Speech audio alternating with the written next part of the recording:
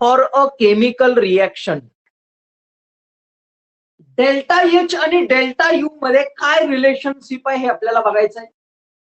आता जर सॉलिड आणि लिक्विड सबस्टन्सेस असतील, आपल्याला इक्वेशन काय आहे, delta H is equal to delta U plus P into delta V. जर रिएक्शन मध्ये सॉलिड आणि लिक्विड सबस्टन्स असतील, for solids and liquids,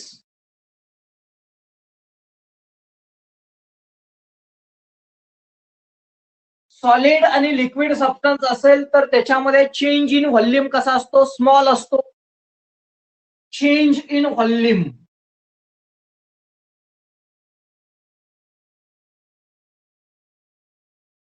small असतो. त्यामुळे डेल्टा व्ही ची किंमत काय करायची, निग्लेक्ट केली जाते. कारण त्याची व्हॅल्यू कशी असते, एकदम स्मॉल असते. कारण सॉलिड आणि लिक्विड मध्ये व्हॉल्यूम मध्ये जास्त बदल होत नाही. म्हणून इक्वेशन काय येतं, delta H is equal to delta you.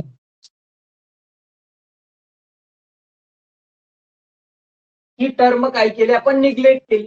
Delta H is equal to delta U for gases substance.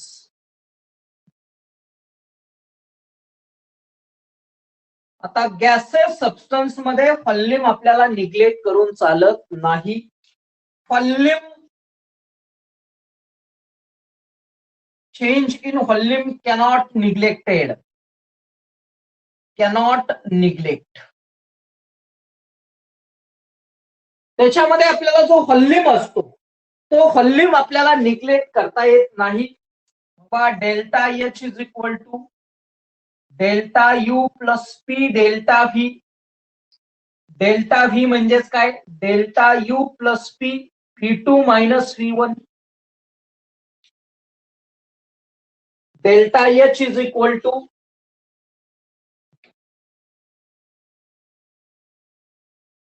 Delta U plus या पी नात गुणा PV2 मायनस PV1. इक्वेशन आलं, पी नात गुणलं PV2 मायनस PV1. आता आपल्याला आयडियल गॅस इक्वेशन माहित आहे. आपल्याला ideal gas equation PV is equal to NRT. PV is equal to काय इक्वेशन आहे, NRT. आता PV1 is equal to N1RT. R gas constant, temperature constant आहे. PV1 is equal to N1RT. PV2 is equal to N2RT. PV1 is equal to N1RT. PV2 is equal to N2RT. या value या equation मध्ये substitute करायच्या. Delta H is equal to delta U plus PV2 म्हणजे काय, N2RT minus PV1 म्हणजे काय, N1RT. आता दोन्ही मध्ये RT कॉमन आहे म्हणून delta H is equal to delta U plus N2 minus N1. आणि या दोन्हीत RT कॉमन आहे. यात RT आहे, यात RT आहे, ते कॉमन घेतलं, N2 मायनस N1.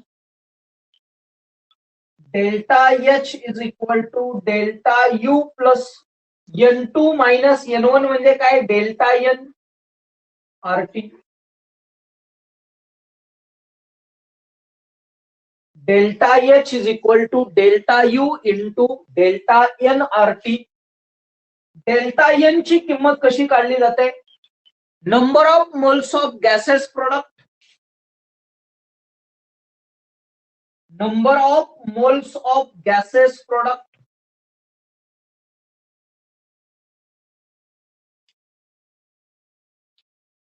म्हणजेच काय, N2 minus number of moles of gases reactant म्हणजे N1. याच्यावरून आपण काय काढतो, डेल्टा एन. याला म्हणायचं relationship between delta H and delta U for a chemical reaction.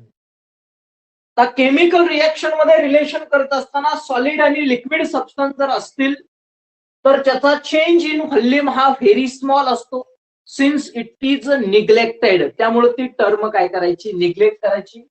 म्हणून delta H is equal to delta U येतो. पण जर आपण गॅसेस सबस्टन्स बघितलं तर गॅसेस सबस्टन्स मध्ये व्हॉल्यूम आपल्याला निग्लेक्ट करता येत नाही.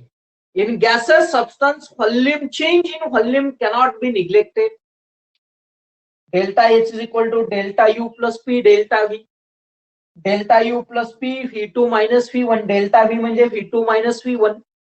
या पी ना आत गुणलं PV2 मायनस PV1. आपल्याला ideal gas equation PV is equal to NRK, PV1 is equal to N1RT, PV2 is equal to N2RT. त्या व्हॅल्यू याच्यामध्ये टाकल्या N2RT मायनस N1RT. दोन्ही मध्ये RT कॉमन आहे म्हणून RT कॉमन घेतलं. N2 मायनस N1 म्हणजे delta N. Delta H is equal to delta U plus delta NRT. Delta N म्हणजे काय, number of moles of gases product minus number of moles of gases reactant. याला म्हणायचं relation between delta H and delta U for a chemical reaction. समजलं? समजलं sir. Screenshot घ्या.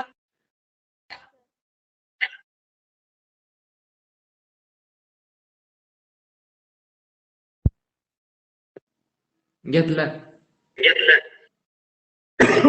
आता relation नंतर आपल्याला वर्क डन बघायचं आहे.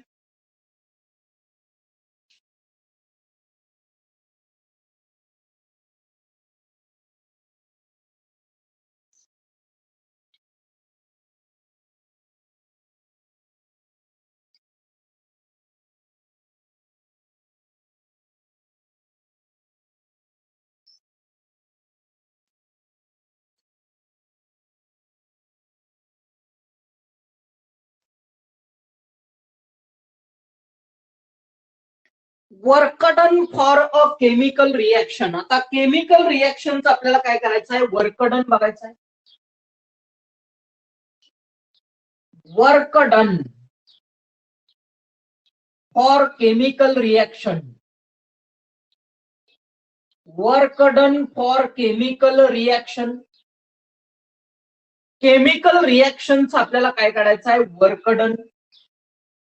आपल्याला वर्क डनचं इक्वेशन काय आहे, W is equal to minus PX into delta V. या ठिकाणी PX एक्सटर्नल प्रेशर काय करायचा, P घ्यायचा. W is equal to minus P into delta V. Delta V म्हणजेच काय, V2 minus V1. Delta V ची किंमत काय असते, V2 मायनस V1. ही किंमत इथं टाका. W is equal to minus P into V2 minus V1. Minus P ना आत गुणा. W is equal to minus PV2 plus PV1 minus PV2 plus PV1. आता आपल्याला आयडियल गॅस इक्वेशन आहे. आयडियल गॅस इक्वेशन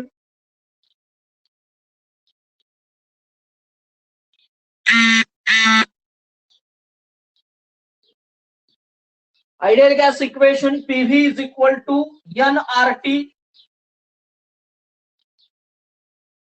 1 मोल असेल तर PV is equal to RT. N mole असेल तर PV is equal to NRT. परत PV1 N1RT आणि PV2 म्हणजे काय, N2RT. PV1 आणि PV2. आता या व्हॅल्यू इथं टाका. W is equal to minus PV2 ची किंमत किती आहे, N2RT प्लस PV1 ची किंमत काय आहे, N1RT. आता या दोन्हीत RT सेम आहे, कॉमन काढा. W is equal to RT into N2 minus N1 minus येतं किंवा अगोदर minus N2 minus N1 RT common काढलं RT N2 minus N1 N2 minus N1 म्हणजे काय delta N W is equal to minus delta N RT W is equal to minus delta N into RT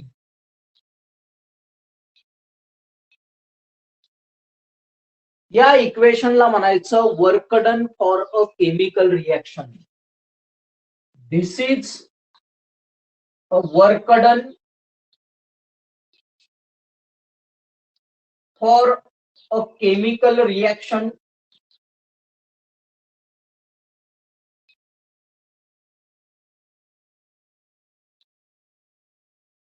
chemical reaction.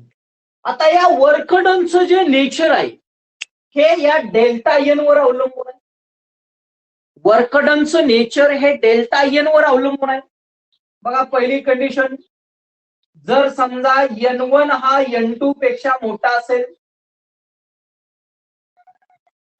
N1 ची किंमत N2 पेक्षा मोठी असेल, बघा इथं या इक्वेशन मध्ये W इज इक्वल टू, त्यावेळेस W ची किंमत कशी येणार, N1 ची किंमत मोठी आहे N2 पेक्षा, म्हणजे लहान संख्येतून मोठी संख्या वजा होणार आहे.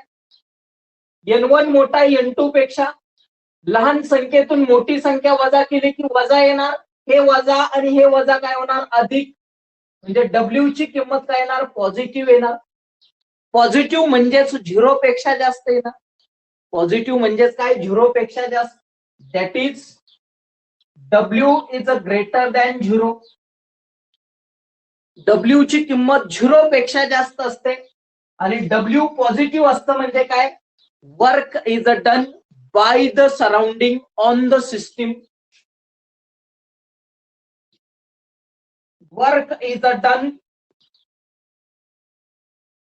by the surrounding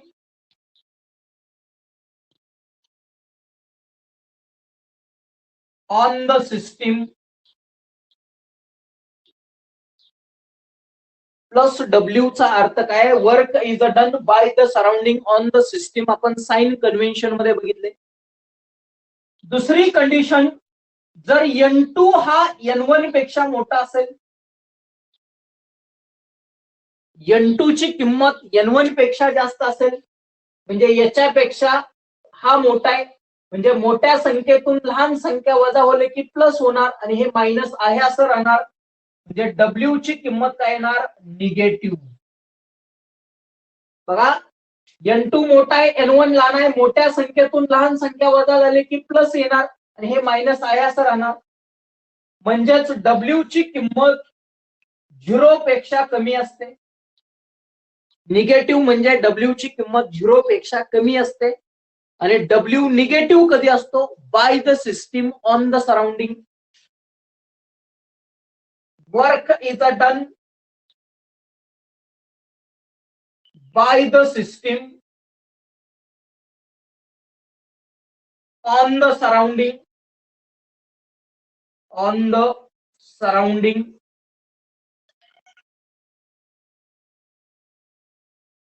म्हणजे डेल्टा एन ची किंमत कशी आहे त्याच्यावर वर्क डनचं नेचर आहे.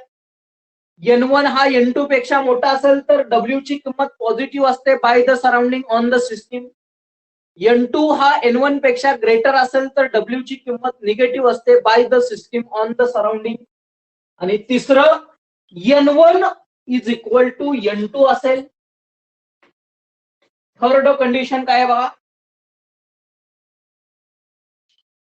N1 is equal to N2.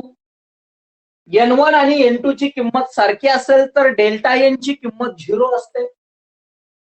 Delta N ची किंमत 0 म्हणजे वर्क डन कसं असतं 0. नो डन, वर्क डन 0 म्हणजे नो वर्क डन. तिथं वर्क डन तयार होत नाही कारण ही व्हॅल्यू 0 येते. म्हणजे डब्ल्यू ची किंमत कशी असते 0. नो वर्क डन किंवा वर्क डन इज 0. याला म्हणायचं work done for chemical reaction. आपल्याला इक्वेशन आहे W is equal to minus P delta V.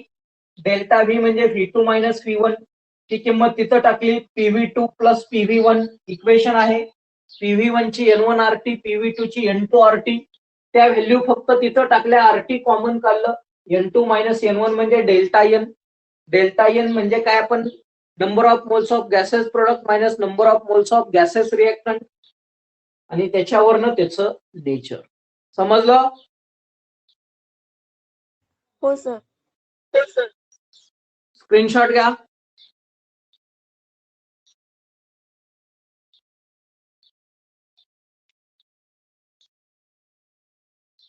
घेतला सर. घेतला सर. झालं.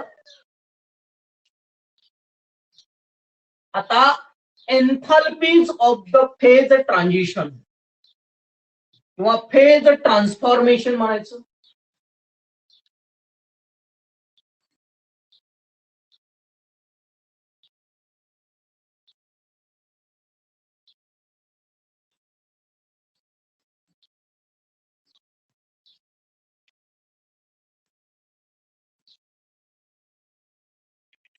Enthalpies of the phase transition or phase transformation.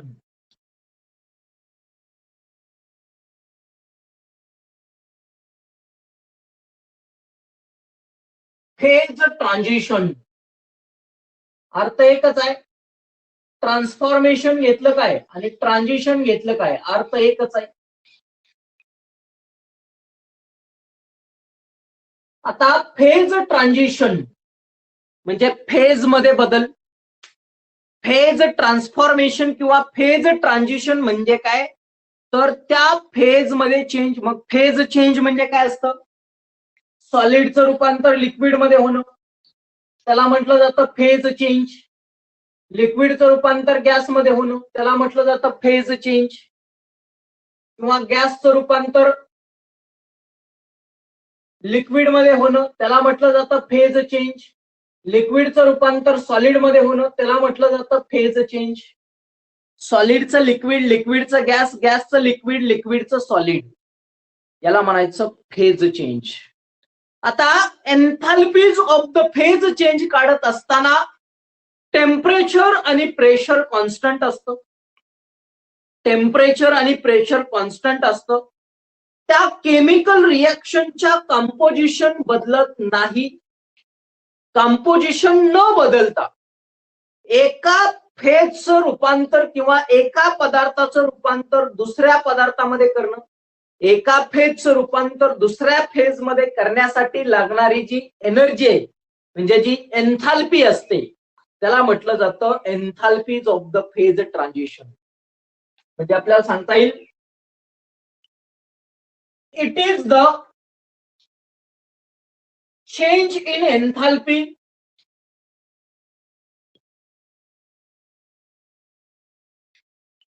accompanying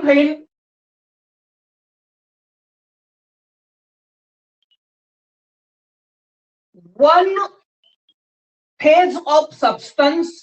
one phase of substance is converted into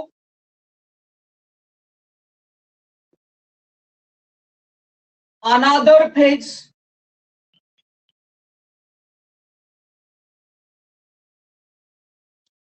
without changing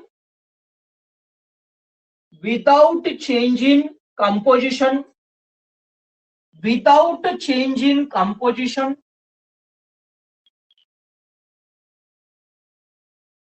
of chemical reaction at constant temperature and pressure.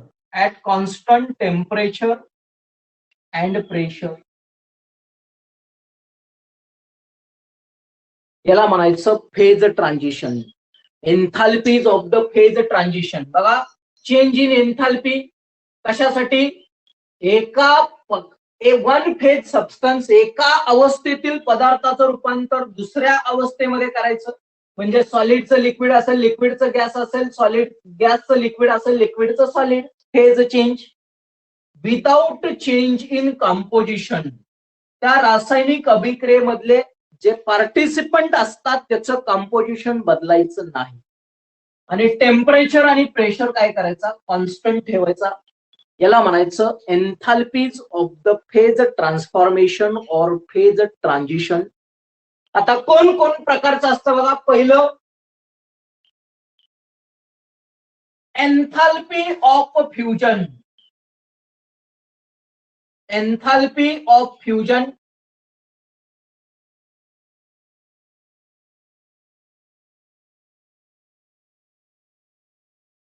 Enthalpy of fusion कशाने दाखवायचं बघा. Delta म्हणजे change, H म्हणजे काय enthalpy, आणि fusion म्हणजे FUS. हिनं दाखवायचं. डेल्टा म्हणजे चेंज, एच म्हणजे एन्थाल्पी आणि एफ म्हणजे फ्युजन. Enthalpy of fusion. आता फ्युजन म्हणजे काय नेमकं, सॉलिडचं रूपांतर लिक्विडमध्ये. फ्यूज म्हणजे वितळणे, मेल्ट. फ्युजन म्हणजे काय असतं, solid is converted into liquid.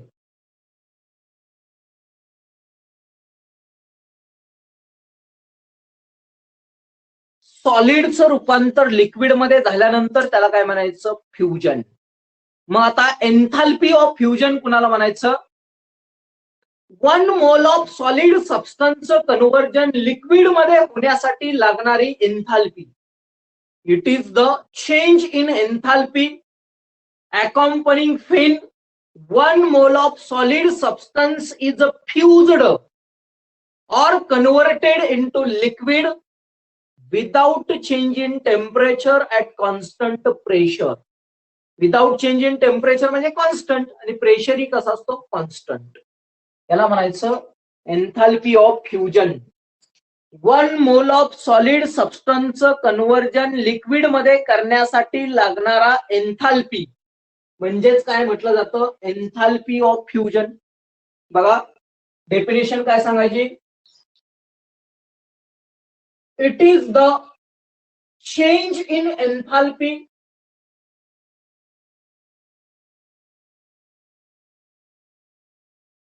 accompanying when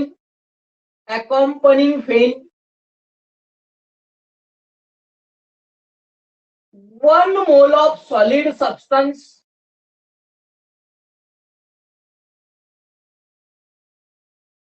is fused.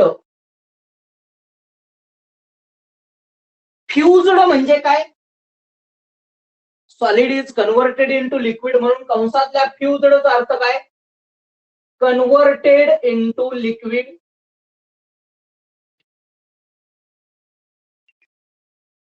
हा फ्युज्डचा अर्थ. 1 mole of solid substance is fused म्हणजे काय, converted into liquid without change in temperature. Without change in temperature at constant pressure.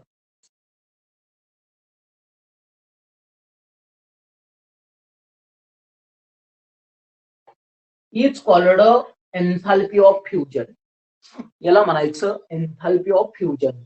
1 mole of solid सबस्टन्सचं रूपांतर आपल्याला liquid मध्ये करायचं. Example बघा,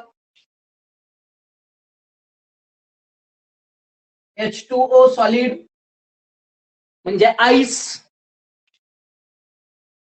त्याचं रूपांतर H2O लिक्विड मध्ये. बघा हा 1 मोल आहे. 1 मोल ऑफ सॉलिडचं रूपांतर कशात झालं, लिक्विड मध्ये.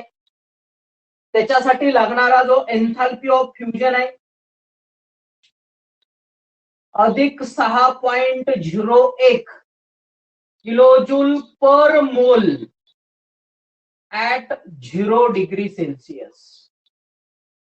म्हणजे याचा अर्थ काय आहे, तर 1 मोल ऑफ सॉलिडचं रूपांतर लिक्विड मध्ये करण्यासाठी आपल्याला 6.01 किलोजूल एवढी काय लागते, एनर्जी लागते, म्हणजे एन्थाल्पी लागते. म्हणजे हीट लागते, याला म्हणायचं enthalpy of fusion. It is the change in enthalpy accompanying when 1 mole of solid substance is fused without change in temperature at constant pressure. याला म्हणायचं enthalpy of fusion. Enthalpy of fusion समजलं? Enthalpy of fusion.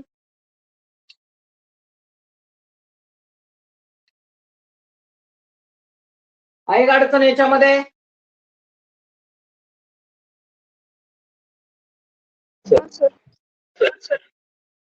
Screenshot घ्या.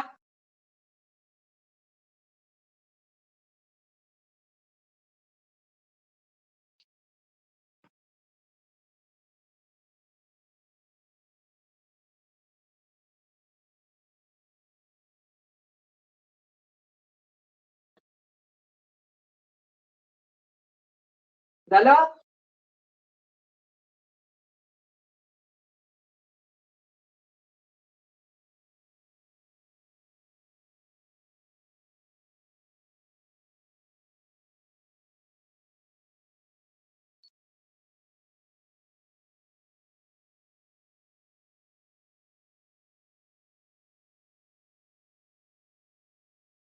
आता हे झालं fusion.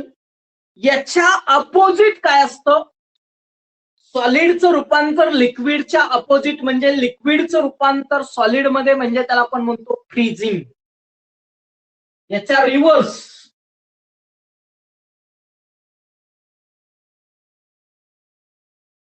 Freezing असतं. Freezing त्याला आपण म्हणतो एन्थाल्पी ऑफ फ्रीजिंग.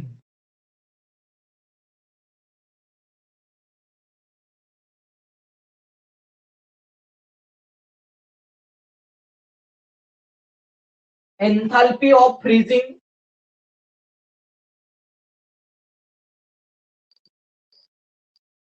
बघा आता फ्रीजिंग. आता जसं फ्युजनचा अर्थ सॉलिडचं रूपांतर लिक्विड मध्ये, तसं फ्रीजिंग. फ्रीजिंगचा अर्थ काय? Liquid is converted into solid. Liquid is converted into solid.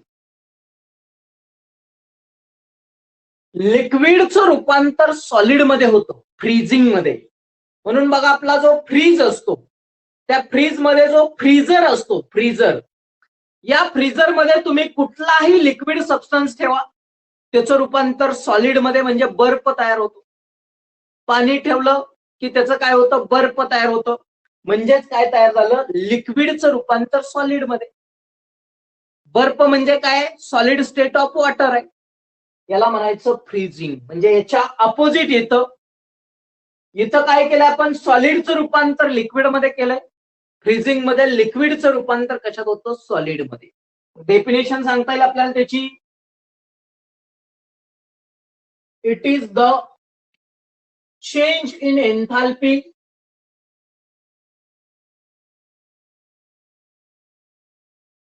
accompanying fan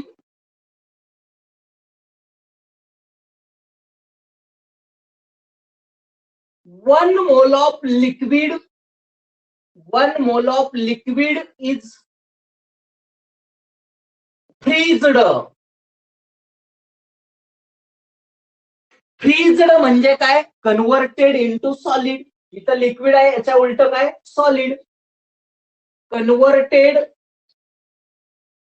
into solid. फ्रीजचा अर्थ 1 mole of liquid is freezed without change in temperature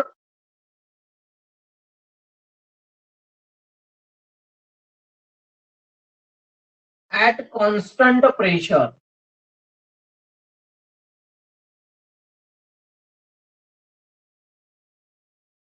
याला म्हटलं जातं एन्थाल्पी ऑफ फ्रीजिंग. फ्युजनच्या अपोजिट काय असतं? फ्रीजिंग. आता एक्झाम्पल बघा. H2O लिक्विड, त्याचं रूपांतर H2O सॉलिड मध्ये. इथं काय केली जाते? प्लस व्हॅल्यू आहे, म्हणजे हीट काय केली जाते? ऍब्सॉर्ब केली जाते. आणि याच्यामध्ये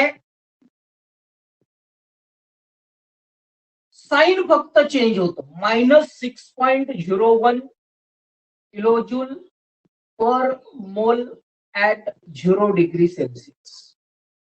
अपोजिट होतं, फक्त व्हॅल्यू त्याच राहतात, साइन चेंज होतं. म्हणजे 1 मोल ऑफ लिक्विडचं रूपांतर सॉलिड मध्ये करण्यासाठी एवढी आपल्याला काय लागते, हीट. त्याला म्हणायचं एन्थाल्पी ऑफ फ्रीजिंग. बघा आपण जे हेडिंग टाकलंय, फेज ट्रान्झिशन. सॉलिडचं लिक्विड केलं, लिक्विडचं सॉलिड केलं. आता दुसरी आहे enthalpy of vaporisation. Enthalpy of vaporisation.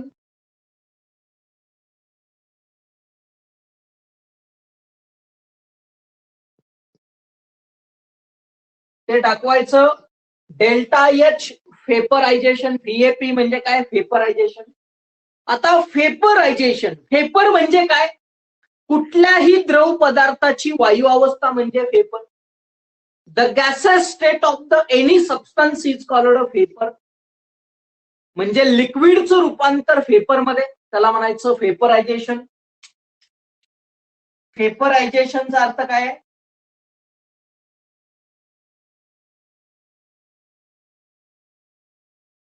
liquid is converted into solid. Liquid is converted into gases.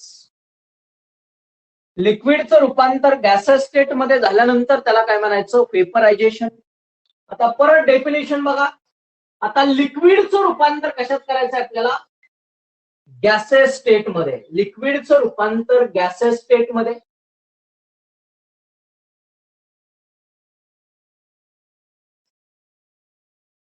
Definition काय सांगायची, 1 मोल ऑफ लिक्विडचं रूपांतर गॅसेस स्टेट मध्ये करण्यासाठी लागणारी enthalpy, it is the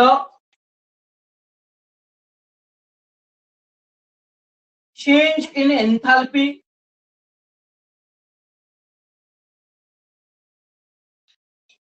accompanying when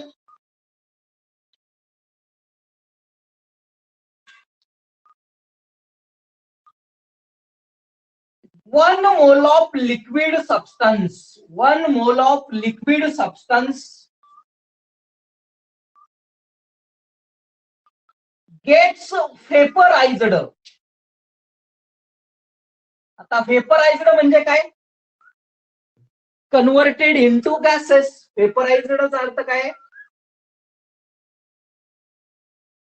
converted into gases.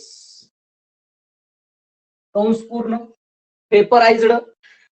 1 mole of liquid gets vaporized without change in temperature.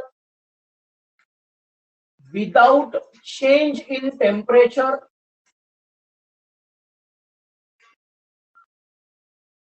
at constant pressure. At constant pressure याला म्हणायचं enthalpy of vaporisation. काय करायचं आता, लिक्विडचं रूपांतर कशात करायचं, गॅसेस स्टेट मध्ये. बघा H2O liquid, H2O gas. 1 mole of लिक्विडचं रूपांतर कशात केलं, गॅसेस स्टेट मध्ये. त्याची जी व्हॅल्यू आहे, आता बघा हे टेम्परेचरवर अवलंबून आहे. आपण प्रत्येक येतं काय सांगितलंय, without change in temperature. Temperature बदललं की व्हॅल्यू बदलतात. 45.07 kilojoule per mole at 0 degree Celsius. पुस्तकात तुम्हाला दिलेलं नाही. 0 डिग्री सेल्सिअसला त्याची व्हॅल्यू किती आहे, 45.07 डिग्री किलोजूल पर मोल. जर टेम्परेचर चेंज केलं, अधिक 44 kilojoule per mole at 25 degree Celsius. जर 25 डिग्री सेल्सिअस घेतलं की त्याची व्हॅल्यू किती असते, 44 डिग्री सेल्सिअस. म्हणजे काय झालं, टेम्परेचर बदललं की व्हॅल्यू बदलते, म्हणून आपण कॉन्स्टंट टेम्परेचर म्हणले. जर समजा तुम्ही अजून टेम्परेचर चेंज केलं, 40 kilojoule per mole at 100 degree Celsius, 0 degree सेल्सिअसला 45.07 किलोजूल एवढी हीट लागते लिक्विडचं रूपांतर गॅसेस मध्ये. 25 डिग्री सेल्सिअसला 44, 100 ला 40. जसं टेम्परेचर वाढेल तसं ती व्हॅल्यू कमी होईल. याला म्हणायचं एन्थाल्पी ऑफ व्हेपरायझेशन. समजलं? एन्थाल्पी ऑफ फ्रीजिंग आणि एन्थाल्पी ऑफ व्हेपरायझेशन. समजलं का? हो सर. स्क्रीनशॉट घ्या.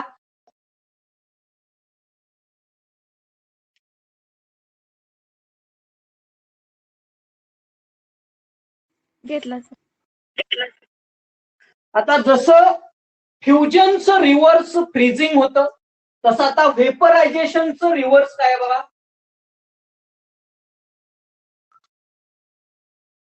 कंडेन्सेशन. Enthalpy of condensation.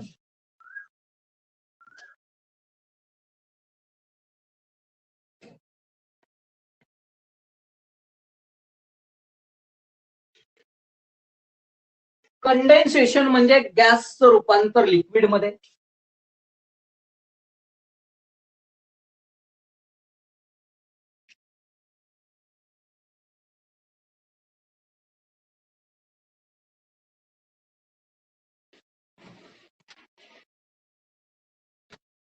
इथं लिक्विडचं गॅस आहे, आता इथं गॅसचं काय होतं, लिक्विड होतं. परत डेफिनेशन मध्ये काय येणार, फक्त it is the change in enthalpy accompanying when 1 mole of gases substance. 1 mole of gas is a condensed. फ्रीज्डच्या ऐवजी काय येतं, कंडेन्स्ड. कंडेन्स्डचा अर्थ काय, converted into liquid without change in temperature at constant pressure.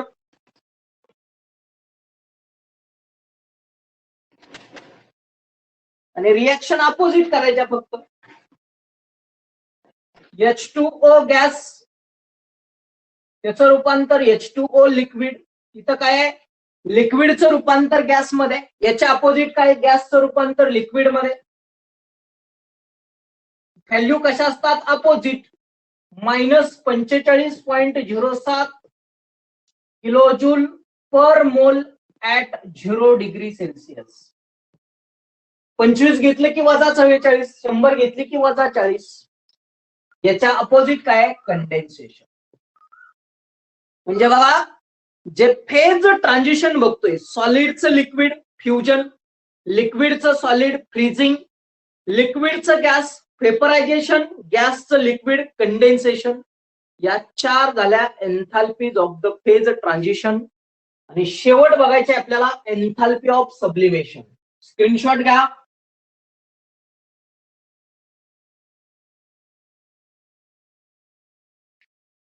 घेतला सर. आता बघा, एन्थाल्पी ऑफ सब्लिमेशन.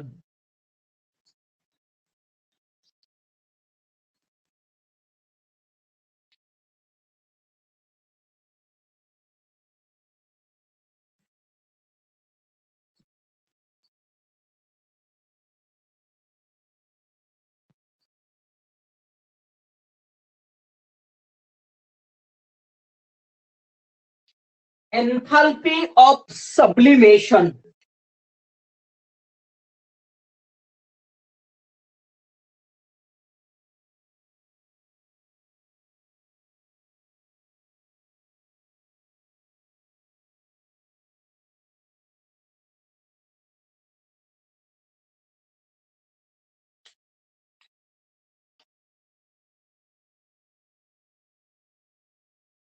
सब्लिमेशन म्हणजे संप्लवन.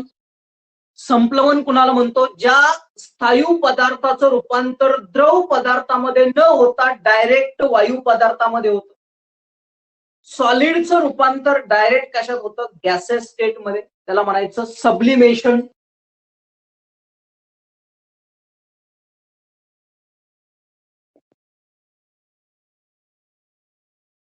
Conversion of solid into gas. सॉलिडचं रूपांतर डायरेक्ट गॅसेस स्टेट मध्ये होतं, त्याला म्हणायचं सब्लिमेशन. आता परत अर्थ तोच, 1 मोल ऑफ सॉलिडचं रूपांतर कशात करायचं आहे? गॅसेस मध्ये. It is the change in enthalpy accompanying when. 1 mole of solid is directly converted into gaseous state without change in temperature at constant pressure. It is the change in enthalpy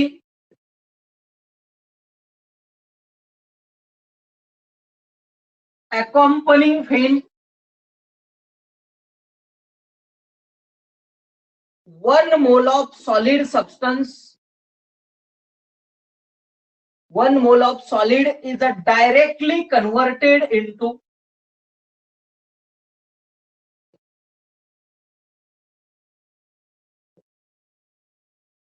gases or gas, directly converted into gaseous state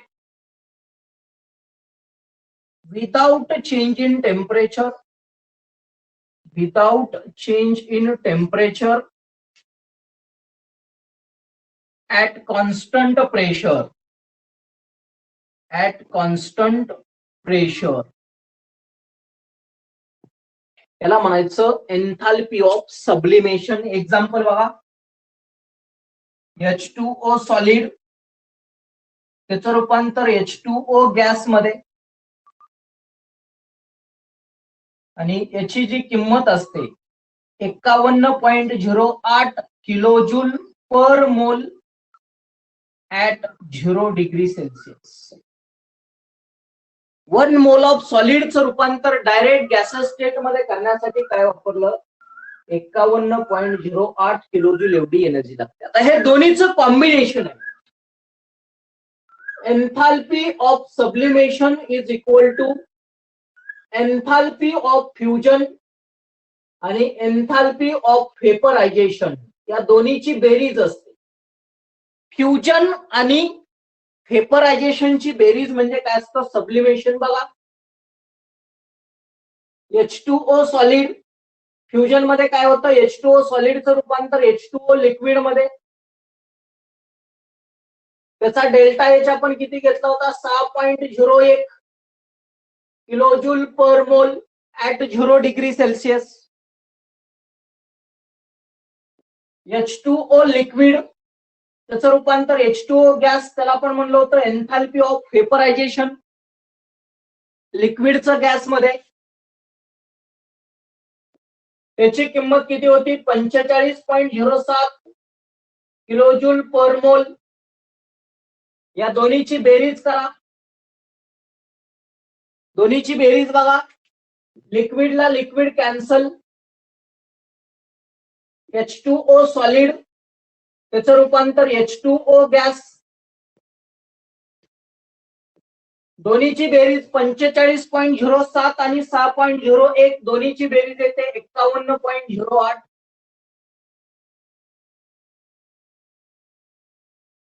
बघाले का? 51.08, 51.08. म्हणजेच sublimation म्हणजे काय? Enthalpy of fusion आणि enthalpy of वेपरायझेशनची बेरीज असते, किंवा diagrammatically represent केलं पण.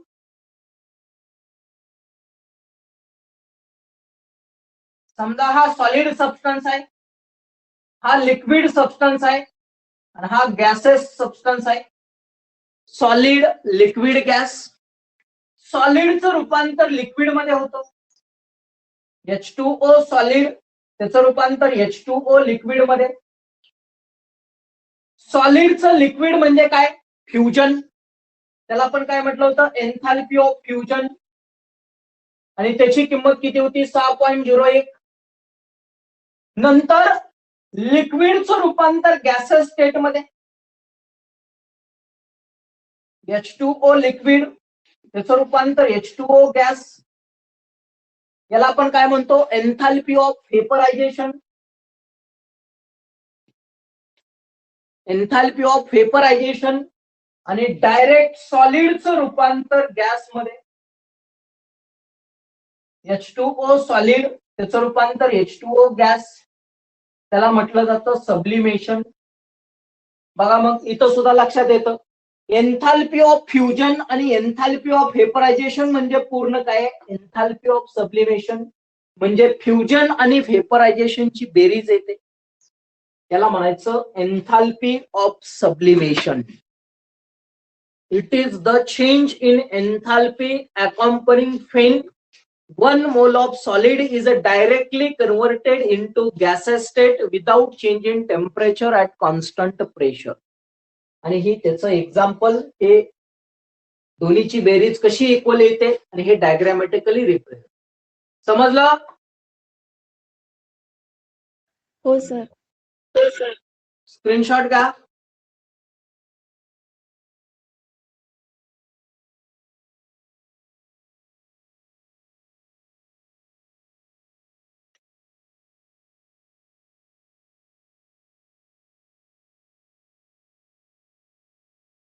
घेतला सर. बघा हा पूर्ण पार्ट आहे एन्थाल्पीज ऑफ द फेज ट्रान्झिशन किंवा फेज ट्रान्सफॉर्मेशन. एका फेजचं रूपांतर दुसऱ्या फेज मध्ये होतं. टेम्परेचर प्रेशर कॉन्स्टंट असतं. एका पदार्थाचं एका फेज मधल्या पदार्थाचं दुसऱ्या फेज मधल्या पदार्थामध्ये रूपांतर होण्यासाठी लागणारी एनर्जी किंवा हीट म्हणजे एन्थाल्पी ऑफ ट्रान्सफॉर्मेशन किंवा ट्रान्झिशन. एन्थाल्पी ऑफ फ्युजन सॉलिडचं लिक्विड, त्याच्या अपोजिट एन्थाल्पी ऑफ फ्रिजन लिक्विडचं सॉलिड, एन्थाल्पी ऑफ व्हेपरायझेशन लिक्विडचं गॅसेस, त्याच्या अपोजिट गॅसेसचं लिक्विड कंडेन्सेशन आणि सॉलिडचं डायरेक्ट गॅसेस मध्ये त्याला म्हणायचं सब्लिमेशन आणि डायरेक्ट गॅसेसचं सॉलिड मध्ये नसतं. या enthalpies of the phase transition और फेज ट्रान्सफॉर्मेशन. आज बघा आपण काय काय बघितलं. डेल्टा एच आणि delta U for a chemical reaction. Delta H is equal to delta U plus delta N R T. त्याच्यानंतर वर्क डन फॉर केमिकल रिएक्शनचं equation W is equal to minus delta N R T. Delta N ची value कशी आहे? N1 N2 वरनं वर्कचं nature अवलंबून आहे. आणि नंतर या 3 phase transition enthalpy of fusion, enthalpy of vaporization, enthalpy of sublimation आणि त्याचं अपोजिट एन्थाल्पी ऑफ फ्रिजन आणि एन्थाल्पी ऑफ कंडेन्सेशन. पुढच्या तासाला enthalpies of the atomic or molecular changes, त्याच्यामध्ये आपण एन्थाल्पी ऑफ आयोनायझेशन बघणार आहे, एन्थाल्पी ऑफ अटोमायझेशन बघणार आहे, एन्थाल्पी ऑफ सोल्युशन बघणार आहे, नंतर enthalpy of a chemical reaction बघणार आहे, standard enthalpy of chemical reaction, standard enthalpy of combustion, standard enthalpy of formation आणि बॉन्ड एन्थाल्पी आणि नंतर Hess law constant heat of summation. हा सर्व पार्ट एन्थाल्पीवरच. मग राहिलेला जो पार्ट आहे तो आपण नेक्स्ट लेक्चरला